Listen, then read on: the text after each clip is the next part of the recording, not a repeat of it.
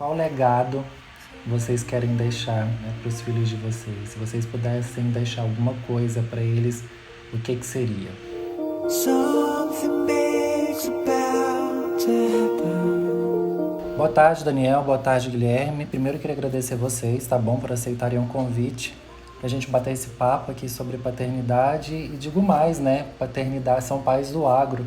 Acho que é importante a gente colocar essa especificação, porque ao longo da conversa a gente vai entender um pouquinho dela, principalmente em relação ao trabalho que vocês desenvolvem hoje na ICROP, né? E é muito simbólico também a gente trazer dois pais para conversarem, porque a gente escuta muito, né? Mães conversarem sobre maternidade, mas ainda é pouco comum a gente ver pais conversando sobre paternidade. Eu acho que essas trocas elas são ricas, elas são muito produtivas, porque a gente troca experiência, a gente troca aprendizado, a gente troca perspectivas.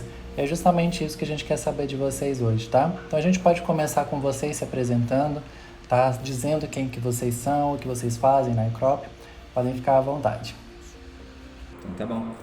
Meu nome é Daniel Campanelli, eu sou Head de Tecnologia na ICROP, estou na ICROP há cerca de 1 ano e meio, mais ou menos. Boa tarde, eu sou o Guilherme, né, Guilherme Dionísio. Eu estou na ICROP faz pouco tempo, tá indo para 4, 5 meses aí, quase a idade do meu filho. Acredito que a gente não possa começar com outra pergunta, senão essa, né, de como é que foi para vocês receberem a notícia de que vocês seriam pais. Você pode começar, Daniel. Tá.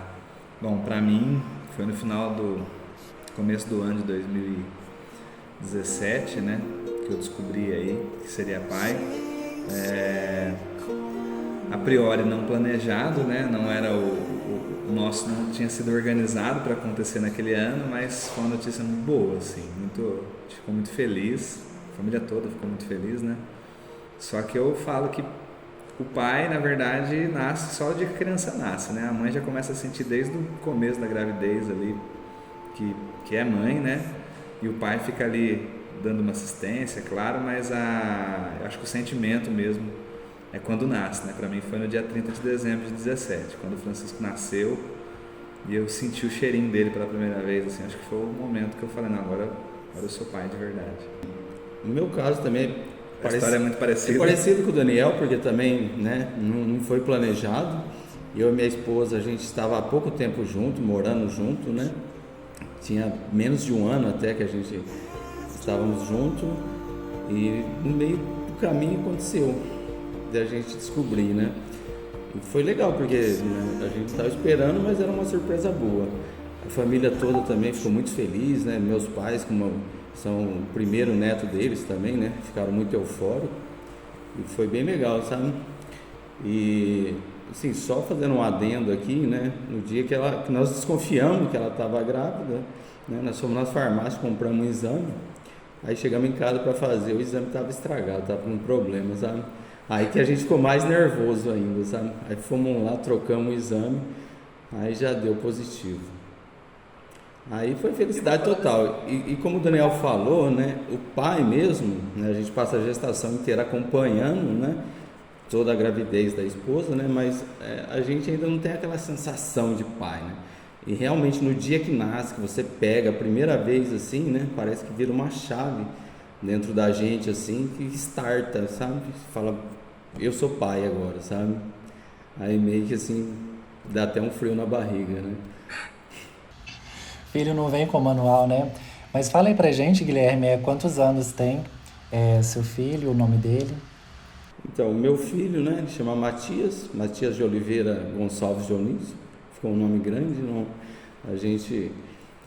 outra curiosidade também, né, que nós não quisemos descobrir o sexo do bebê, então a gente deixou para descobrir só no dia do nascimento, né, e nós fizemos um parto normal, e foi bem legal, porque a gente só descobriu no dia, né, então assim, a gente descobriu que ele ia ser o Matias no dia do nascimento dele, né, então nós não temos chamar revelação, nada disso. Eu acho que o Guilherme trouxe um ponto interessante para a gente conversar sobre, que foi o virar a chave, né? Quando você se descobre pai, quando você pega a criança ali no colo pela primeira vez, a gente geralmente tende a colocar o pai no lugar de um herói infalível, né? Então, assim, como aquela pessoa que não erram, né? Para vocês, como é que é isso, esse lugar desse pai? Vocês percebem alguma relação, por exemplo, do pai de vocês, de como vocês viam o pai de vocês e como vocês se percebem hoje enquanto pais? Esse cuidado, essa inspiração, esse lugar do herói, como é que funciona isso? Eu tenho uma particularidade que, na verdade, eu perdi meu pai muito cedo, né? Quando eu tinha 5 meses de idade, eu perdi meu pai.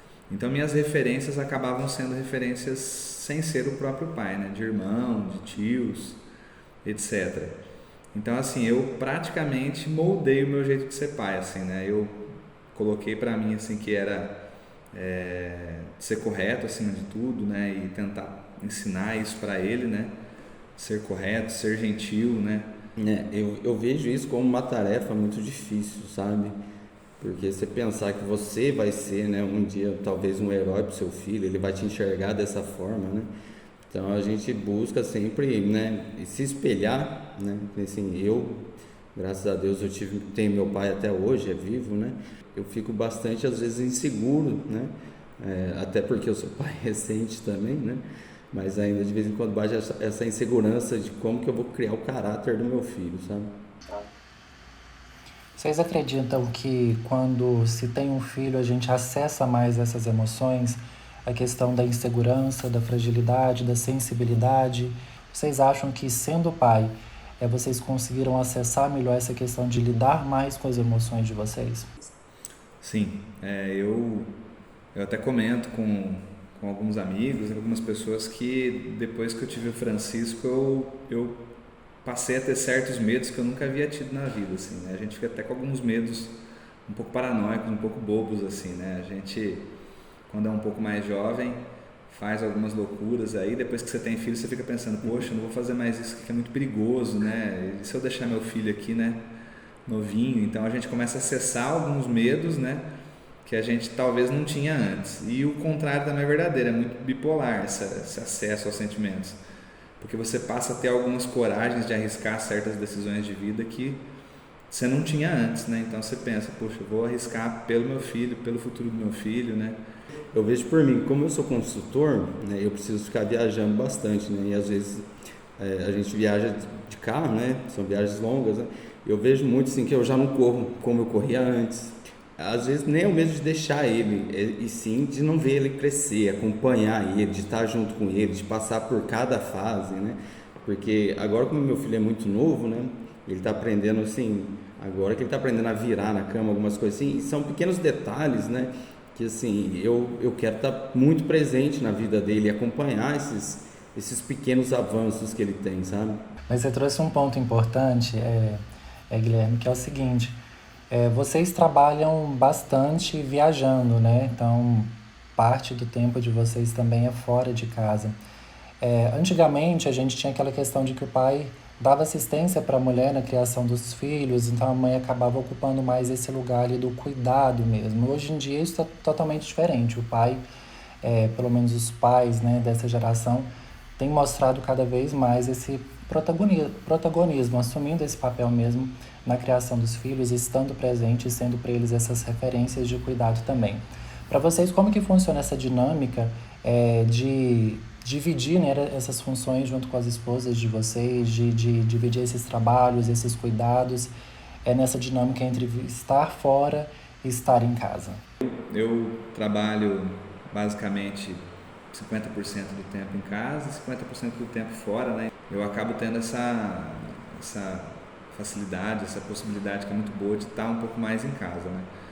Então a gente em casa, a gente procura dividir mesmo, né? Então, como eu estou em casa e ao final do dia ali eu já não tenho o trajeto de voltar para casa, eu já começo a adiantar alguns afazeres ali, né? O jantar, por exemplo, para ele comer cedo, para poder dormir cedo, para ter uma rotina bacana, né? Então a gente tem essa parceria, né? Essa divisão de tarefas assim. É bem bacana. E quando eu estou fora, né, ela acaba suprindo ali, e a tecnologia hoje possibilita muita coisa, né? Então, mesmo eu estando viajando e ficando às vezes 2 semanas inteiras fora, a gente está se falando aí por videochamada, né, dia sim, dia não, ou quase todo dia aí, para estar vendo, né, os momentos. Eu, em outros no passado também viajava bastante, e muitas fases dessa que o Guilherme falou, por exemplo, de rolar, de começar a querer dar os primeiros passos, foi via videoconferência. É um pouco difícil, mas você volta com aquela vontade de ver pessoalmente, de ajudar, né? Isso é bem bacana. E eu já trabalho rodando um pouco mais, né? Eu praticamente fico quase toda semana fora. Eu fico alternando entre o estado do Paraná, né? Hoje nós moramos em Londrina. A tecnologia, né, como a gente já falou, ajuda muito a manter a proximidade, né? E a encurtar um pouco a saudade, sabe? Mas assim, quando a primeira oportunidade que eu tenho também, eu já volto correndo para casa, já quero ficar com meu filho, abraçar, passar a noite inteira com ele, deitar com ele. E eu vejo a minha esposa, para a mulher é muito cansativo, né? Assim, fica com o filho o dia todo. O filho é mais dependente da mãe nessa fase, né? Porque necessita da amamentação, enfim. Ela cria um contato maior com a mãe, né? Então, quando eu volto, eu tento ficar a maior parte do tempo com ele, segurando ele, né? Fazendo ele ninar para dormir, para também poder dar um descanso para minha esposa, né? Porque eu vejo que ela fica bem exausta às vezes.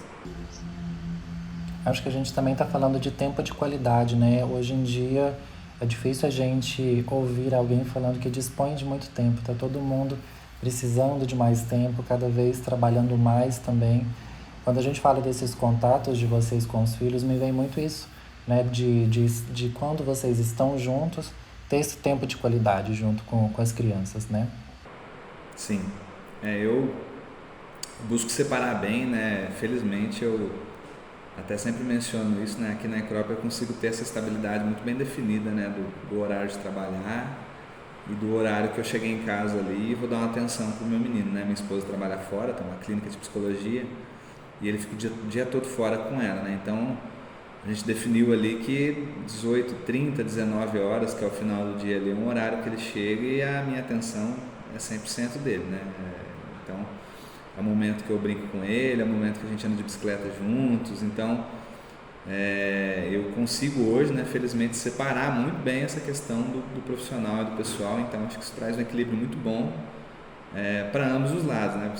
Na minha visão, você tendo esse tempo de qualidade, né, com a família, reflete no outro dia em você trabalhar muito motivado, trabalhar muito focado, né, porque você sabe que no final do outro dia ali você vai tornar até aquele momento, né, como uma recompensa.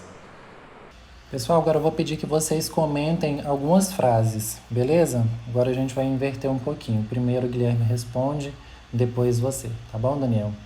E a primeira frase é a seguinte: é importante ser um pai que aprende e não só ensina. O que você acha disso, Guilherme? Eu concordo plenamente, né? Porque na vida, todo dia, a gente está sempre aprendendo coisas novas, né? E quando vem um filho, esse aprendizado ele é muito mais acelerado e é muito mais intensificado, né? Então, assim, além da gente tentar ensinar o melhor para o filho, ele também está ensinando muita coisa para a gente também, né? Ensinando sobre amor, sobre respeito, sobre sentimentos que a gente às vezes nem tinha, né? Porque quando um filho nasce, eu praticamente descobri uma forma de amar que antes eu não descobria, que eu não conhecia, né? Por todos os relacionamentos que eu tive, relacionamentos com meus familiares, sabe? O amor do meu filho, eu vejo que ele é muito superior a todos esses que eu já passei, sabe? Então, todo dia a gente aprende coisas novas com ele. Eu acho que é perfeita, né, a frase, porque de fato eu acho que durante esse processo, né, de se tornar pai, né, de nos tornar pais, a gente tem uma fase que a gente muito mais aprende mesmo do que ensina alguma coisa para os nossos filhos, né? A gente aprende a ter cuidado, como eu falei, aprende a ter certos medos, aprende a ter certas coragens e assim, queira ou não, o desenvolvimento do filho é uma surpresa para a gente, né? Então, a todo momento a gente se questiona para saber se aquilo que está acontecendo está no momento correto ou não, ou deveria já ter acontecido. Então, as ferramentas de pesquisa aí para o pai de primeira viagem se tornam fundamentais, né? A todo momento você dá uma pesquisada ali sobre alguma coisa que você está notando ali no desenvolvimento do seu filho ou não, para ver se aquilo está correto. Então, é um aprendizado eterno mesmo. Acho que talvez, né, uma pessoa que já tem 2 filhos, ela tem uma curva de aprendizado muito mais rápida aí, né? Agora a segunda frase é a seguinte: os ensinamentos de nossos filhos podem mudar como a gente lida com o mundo. Acredito que sim, né? Eu acho que tudo que ele vai nos ensinar, vai passar para nós, né? Você vai refletir como que a gente tem a visão do mundo, né? Agora a última frase, na verdade não é uma frase, é uma pergunta, é a seguinte: o que você aprendeu de mais importante com o seu filho até hoje? Eu acho que é difícil citar uma coisa só que a gente aprende, né?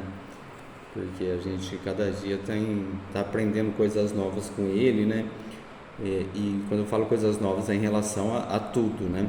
Desde todo dia estar observando, vendo algum detalhe diferente que a gente não via antes, como em relação a sentimentos também, né? Então assim, eu aprendi a amar de uma forma que eu acho que não tem nem explicação. Se fosse para definir uma palavra, seria o amor, né? Eu aprendi uma forma de amar que eu não conhecia. E você, Daniel? Eu acho que o maior aprendizado pra gente foi quando a gente descobriu que o Francisco tinha autismo, né? Com 1 ano e 7 meses para 1 ano e 8 meses. E pra mim foi um baque muito grande, assim, né? Descobrir. Mas com o tempo, eu acho que eu aprendi, né? Que esse desenvolvimento dele vai ser diferente das outras crianças, mas é especial. E eles trazem muito, né? O Francisco, os autistas em si, eles têm muita questão de compreender o que está no entorno deles, né? De analisar de uma forma diferente o que está no entorno deles, e isso faz a gente começar a enxergar de uma forma diferente o mundo, né? De verdade, assim. Eu acho que é interessante a gente destacar essa dinâmica, né? O Matias tem 4 meses e o Francisco tem 4 anos. Tem alguma pergunta, Guilherme, que você quisesse fazer para o Daniel em relação a esse percurso de pai até agora? Ou alguma questão que você também quisesse colocar para o Guilherme, Daniel, em relação a esse percurso que você já viveu até agora? Eu, no primeiro ano de vida do Francisco, eu tive que morar numa cidade diferente da dele, né? Por questões de trabalho, em outra empresa que eu trabalhava. Então, assim, eu acredito que eu perdi muita coisa que parece boba, né? Parecia muito boba lá atrás, que hoje em dia eu daria muito valor, né? Assim, que nem ele falou, primeira vez que rola na cama, primeira vez que balbucia, primeira vez que começa a pegar na mão, né? Então, assim, coisa que é besta e assim, eu falaria, não desperdice isso, né? Tente aproveitar o máximo possível, né? Minha visão é essa, porque não volta mais. Sim. É exatamente o que eu tento fazer, né? Então, todo momento que eu posso estar com meu filho, eu quero estar com ele para aproveitar cada momento, né? Eu sei que não vai ser sempre possível estar sempre presente ali na vida dele, sim, de uma forma presencial, mas todo momento que eu tiver a oportunidade de estar com ele, eu quero estar com ele, e vou ficar com ele para poder acompanhar, ver o desenvolvimento dele, ver ele rolando, ver ele caindo, se machucando, quero ver ele crescendo. Faz parte. Daniel, Guilherme, quero agradecer muito a vocês, tá, pela disponibilidade do tempo para esse nosso bate-papo. Sei que a agenda de vocês é cheia, mas desde já parabenizo vocês pelo Dia dos Pais e junto com vocês também parabenizo todos os pais, né, da iCrop, que todos os pais também que estejam nos assistindo se sintam devidamente abraçados e representados aqui, tá bom? Foi um prazer ter vocês aqui conversando com a gente. Espero que a gente se encontre em outras oportunidades, não só virtualmente, mas presencialmente também. Vocês têm algum recado para os pais, para os colegas da iCrop e para os pais em geral? Eu acredito que todo mundo da iCrop, né, todos os colaboradores da iCrop pensam no futuro das crianças, né, no futuro em comum das crianças, né. Todo mundo trabalha para ganhar dinheiro, claro, mas todo mundo trabalha pensando na sustentabilidade, né. Então, eu acredito que o recado que eu posso passar para os pais aí, né, para todo mundo é continuar sendo exemplos para os filhos, porque essa molecada toda aí vai estar na iCrop no futuro muito breve, aí, trabalhando junto com a gente, fazendo do mundo um lugar melhor. Queria agradecer a oportunidade aqui, né, de ter vindo aqui expor um pouco aqui do que é essa experiência que eu estou passando, né? Desejar a todos os pais aí um feliz Dia dos Pais e que todo mundo aí possa brilhar como pai, ser o herói do seu filho. É isso aí. Então, abração, pessoal. Até a próxima e feliz Dia dos Pais. Então, obrigado. Valeu, obrigado. Tchau, tchau.